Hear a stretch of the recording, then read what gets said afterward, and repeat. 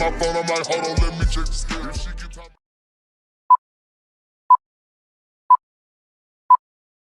What's good, YouTube? What's good, Toasty Gang? It's your boy Toasty B. We're back for another reaction video. Look, have you ever wanted to know who and why someone was ever fired from MrBeast? I know I have, and let's see how you cannot be fired. Let's see the stories of the people who were fired. You already know what I'm saying, man. If you're not commenting, you lame, and if you're not subscribing, you can't be gang. So let's hop straight into this reaction video. MrBeast, let's see why you've been fired. There are 9 MrBeast crew members who have either been publicly fired or have disappeared without explanation. So it's 9 of them. He only fired 9 people out of probably 200. That's good odds, huh? And we're going to talk about all of them, beginning with Matt Turner, who had one of the more controversial endings to his time working with MrBeast. Matt Turner was initially hired as an editor for MrBeast back in 2018, yet only 5 months after getting hired, Matt would upload a video to his personal channel titled "Why I Quit Working for MrBeast," in which he'd explained that he was no longer on the team. Matt would then go on to praise MrBeast, talking about how much he enjoyed the job. This was a dream job for so long. He talking about how he don't work for MrBeast no more, but he got a Beast shirt on. Work was a blast each and every day. MrBeast paid for my rent every month when I lived in North Carolina. Me and MrBeast, I still consider friends. Never got in any fights. No one did anything wrong in this situation. If you're watching this, MrBeast, I love you, bro. However, despite ending his message by stating that he loved MrBeast, approximately 1 year and 2 months later, Matt Turner would take to Twitter stating the following: "I'm not going to make a video about my time editing for MrBeast, but I will say that it was the most mentally draining time of my life. I was yelled at, bullied, and called replaceable by MrBeast every day. Being in tears and having mental..." No, I know MrBeast ain't that. He not that type. Not the MrBeast that be giving away millions of dollars. Saying you replaceable and bullying you.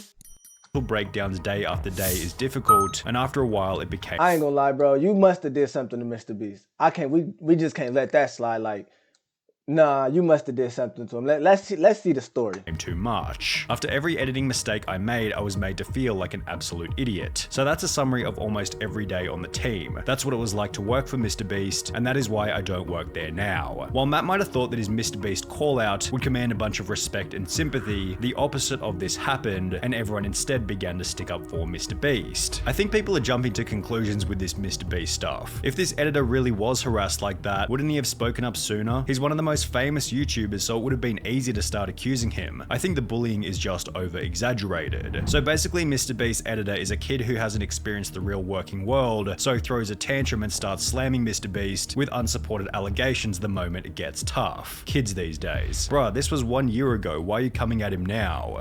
Hey, I will say this. We have yet to see, oh, he was in one little situation, but I have yet to see MrBeast in any type of real like situations where it seemed like he going down or like his image might be tarnished. He got a good PR team or he got a good team behind him. Keemstar would point out the most obvious flaw with Matt's Twitter thread. "I just find it very strange that he's coming out saying all this negative stuff about MrBeast when a year ago, when he actually left, he uploaded a video saying it was the greatest time of his life." Whilst others came forward stating that they had a great time working with MrBeast. I've known MrBeast for over 3 years now, and I was helping him with graphics for his channel. I don't even have one experience of him being mean or disgruntled to me in any way. He was always very kind and very nice. Which was once again echoed by Keemstar. "I talked to one of his employees and he seemed like he loved working for him, and MrBeast seemed like a really cool, genuine guy." Things became even worse for Matt after MrBeast had a phone call with Keemstar. "And what MrBeast told me is basically like when they fired him or whatever, they gave him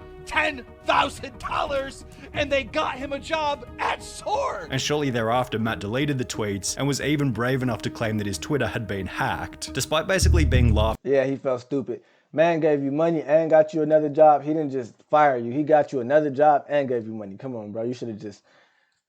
I don't know, you should have just... off the internet. Matt Turner continues to upload van life videos, one of which including a pretty weak apology to MrBeast. "If anyone was offended by me saying that wasn't the best experience, well then I do apologize." With the whole ordeal being summarized by YouTuber prison mate Luke. "What did you gain from it, really? A little bit of clout from the beginning. You destroyed any chance of you having an actual YouTube career, and all of those views went away immediately. And now you're just forever tainted with the fact that you're just the guy that lied about MrBeast." However, Matt Turner wasn't...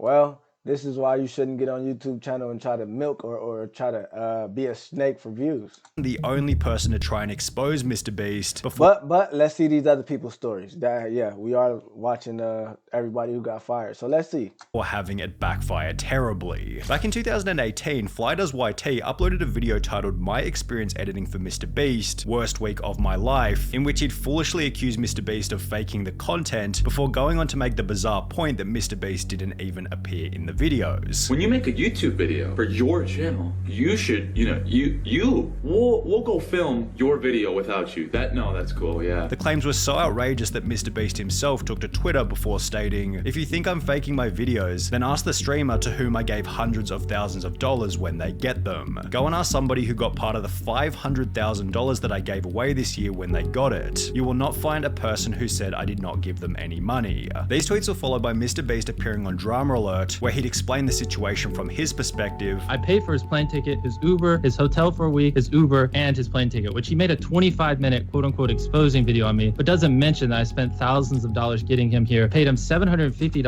MrBeast sound young as hell right there. If that's MrBeast, he sound young as hell, bro. For like 5 days worth of work, which is really good pay. He has all these issues, quote unquote, but he doesn't say any of them to me while he's here. He doesn't talk to me while he's here. He just bundles it all up so he can make this 25-minute video and blow everything out of proportion when he gets home. Before going on to absolutely destroy the claims that his videos were fake. My videos aren't fake. Like, I counted to 100,000. I watched Dance to Your Dead for, whatever. I give streamers $30,000. It's just slander from his part. Whilst providing an explanation for why he wasn't able. Hey, MrBeast, you give streamers 30,000. Well, how about a reactionist?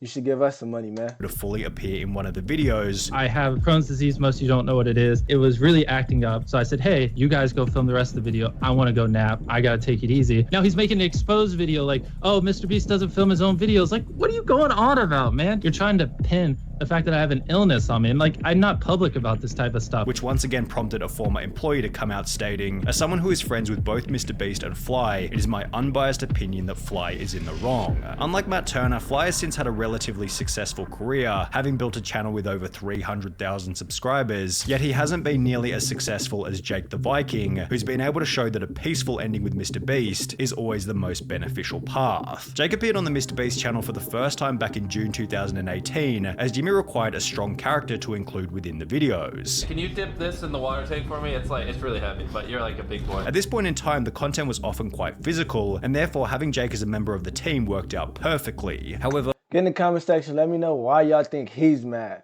Because it seemed like he was just, MrBeast was putting him in there to get some spotlight. MrBeast didn't have to use him. Let's see why he fell out. Y'all get in the comment section and let me know why y'all think Jake the Viking fell out with MrBeast. By early 2020, the content became less focused on physical challenges, and as a result, Jake began to appear in fewer and fewer videos. He'd be seen one last time in $60,000 Extreme Hide and Seek Challenge, which was followed by a comment to Jake's TikTok 2 months later asking, "Are you still working with MrBeast?" To which he'd respond, "Lol, nah, they fired me." 9 days later, Jake would clarify this comment by uploading a now incredibly viral video titled Why I Left MrBeast, in which he'd explain why he had been let go. And it came down to my piece no longer fit the puzzle, if that's the best way to put it. Before discussing how he wanted. So he was basically mad because MrBeast's channel evolves and grows and everything evolves and grows. Not like that, but he's mad because he wasn't able to be utilized for the upcoming videos. Is that what I'm getting from this? I feel like he ain't got no reason. Other dudes say he was bullied, may have a reason. Second dude, I don't know what his reason really was. He sounded like he was just clout chasing. Both of them was really clout chasing, but no real reasons other than the first one. He said bullying. This guy, I don't see no reason at all. To leave anyway, so he could pursue content creation under his own name. It was a mutual leaving. I'd already told him multiple times, what I wanted to do was kind of be my own boss, do my own thing. Me and Jimmy did not have any type of falling out, so everything's cool. MrBeast still love you, bro. Basically, he got tired of being an employee. He wanted to start his own brand, be his own boss, do his own thing, which is respectable. He didn't want to be just that guy on every MrBeast video. Good luck to you, Viking. Jake's peaceful ending in combination with his unique, recognizable image has helped him to maintain success even after leaving the team, having gained over 1 million subscribers on YouTube and over 2.5 million followers on TikTok. However, Jake the Viking wasn't the only person who eventually ran out of utility on the MrBeast team. For example, whatever happened to Ty? He was picked up on the side of the road for his first appearance in the world's largest bowl of cereal. Find your beat. So they just randomly got this guy off the side of the road, huh? Video. You wanna come sit in a pool of cereal for 10K? And with comments such as, Ty is such a cool guy, he needs to be in more challenges, he was able to return to the channel. And then this is Ty from the cereal videos. You guys really liked him, so we brought him back. Appearing in a total of 7 different videos before he'd also disappear. Considering Ty was picked up at random on the side of the street, he was never an official member of the MrBeast crew, yet according to the wiki, Ty still works for MrBeast, but works mostly behind the scenes. Ty has since become a father and still maintains an Instagram following of over 28,000. That was the best bet. Stay behind the scenes, man. If you can't, like Mr. Viking should have did, it's no, listen, if the team eating, you eating, and you comfortable, man, you ain't, listen, don't live beyond your means. Other dude wanted to be have his own brand, so do that. But not everybody gotta, if just because he can't use you in the upcoming videos, not everybody gotta break off. And a TikTok following of over 80,000, on which he uploads music, comedy, and dancing videos. Tyler Conklin was another MrBeast member who disappeared from the videos without any explanation, and his disappearance is probably the most mysterious of them all. Tyler became the second MrBeast crew member after featuring on the channel for the This one he got better at his contracts, that's what. first time in February 2016, when MrBeast had only 18,000 subscribers. From here, Tyler was featured in videos such as We Are Better Than Dude Perfect, which was followed by Tyler helping out Jimmy's brother, yet Tyler's final obvious appearance on the MrBeast channel was in I Opened a Restaurant That Pays You to Eat at It, where Jimmy jokingly fired him. Get out of here! He suggested we charge money for the food. What? Get out of here! Go! I don't ever want to hear you guys talk about charging again. While this was obviously just a meme for the video, it actually would become Tyler's final official appearance on the MrBeast channel. Honest question, after you suggested making people pay for the food in the restaurant video and Jimmy kicked you out, you were never in another video again. Did he fire you from being in more videos? Tyler did make a small cameo in Last to Leave the Circle Wins $500,000, as well as the Squid Game video where he apparently featured as one of the guards, and when you combine this information with his Instagram, on which he's often still seen with the crew, it's clear that Tyler hasn't been fired, but is rather working from behind the scenes. Garrett eventually met a which I think is the smartest move. You don't work behind the scenes, man. There's a lot of money behind the scenes. Not all the money is in front of the screen. It's a lot of money behind the scenes too. Similar fate. He was first introduced to the channel back in May 2018 after the team cut his car in half, and from that point onwards he was a semi-regular in the MrBeast videos. In mid-2020, Garrett abandoned the channel to help out MrBeast's brother. However, as Mr. Bro began to upload fewer and fewer videos, Garrett also began to disappear from the internet. According to a reply on his Instagram, Garrett helps with social media stuff now, although he hasn't uploaded a TikTok or Instagram photo with the MrBeast crew in over 2 years, and claims to be studying at the University of Alabama, which is over 2 states away from the MrBeast headquarters in North Carolina. Perhaps Garrett is still working with the crew from a distance, however, it does seem as though their relationship simply ran its course and eventually fizzled out. But what about Jake Weddle? He was another one of these guys who once featured in almost every Jake Weddle. It looked like Jake is replaced by, what's the dude Nolan? This looked like he could be, that's Nolan 1.0 and Nolan is Nolan 2.0. MrBeast episode before he'd slowly disappear from the channel. Well, only a month after being seen in the I Filled My Brother's House with Slime and Bought Him a New One video, Jake Weddle would upload a piece of content to his personal channel titled Why I Left MrBeast, in which he'd explain that he'd resigned from the team so he could pursue stand-up comedy under his own name. I found myself kind of, I guess, losing passion for what I was doing. I'm doing stand-up basically full-time now. Weddle went on to explain that his relationship with MrBeast had ended peacefully. Me and Jimmy actually left on very He think he funny because he funny looking. I don't think it worked like that, buddy. good terms. I met with Jimmy before I left. He understood where I was coming from. I understood where he was coming from. Which is supported by the fact that Weddle came back about a year later for 2 cameo appearances on the channel. However, there's a different MrBeast member who only managed to feature in 1 video before getting fired. Sneeko. Now, to avoid any unnecessary damage... Sneeko was in a MrBeast? Hey, wait. Sneeko got fired from MrBeast? That's why you never speak of MrBeast, huh, Sneeko? That's where you came from. Sneeko, a MrBeast plant. To MrBeast's image here, we need to specify that this was back in 2018, long before Sneeko had the reputation that he has now. Back then, Sneeko's content consisted of deeply meaningful, unbiased videos, which featured a unique editing style more advanced than almost anyone else on the platform. Anybody who was a fan of Sneeko at the time can vouch for how incredible his videos were, and with this in mind, it's really no wonder that MrBeast gave him a shot on the team. Sneeko made his first appearance in the I Built a Working Car Using Only Legos video. However, as explained by another video uploaded uploaded to Sneako's personal channel titled "The Most Important Lesson I Learned Working for MrBeast," his employment didn't last. Hey, shout out to you, Sneako. If you see this, clip this, send this to Sneako. Hey, props for working for MrBeast. Let's see how your experience was, because you got cut, but shout outs to you, man. It's a lot of people who ain't never will be in that position, bro, or say they were ever in that position.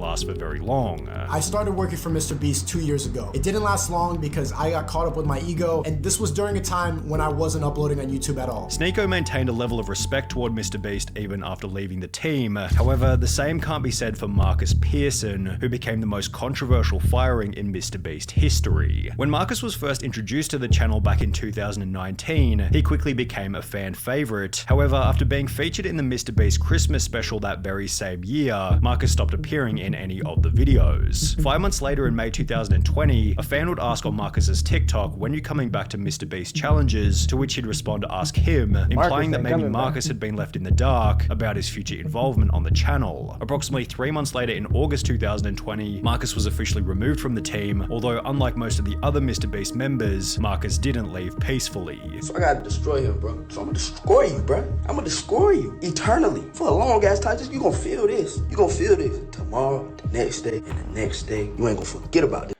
Man, you coming after one of the biggest creators, if not the biggest, and you think your little TikTok, your little Instagram story was gonna make him feel something?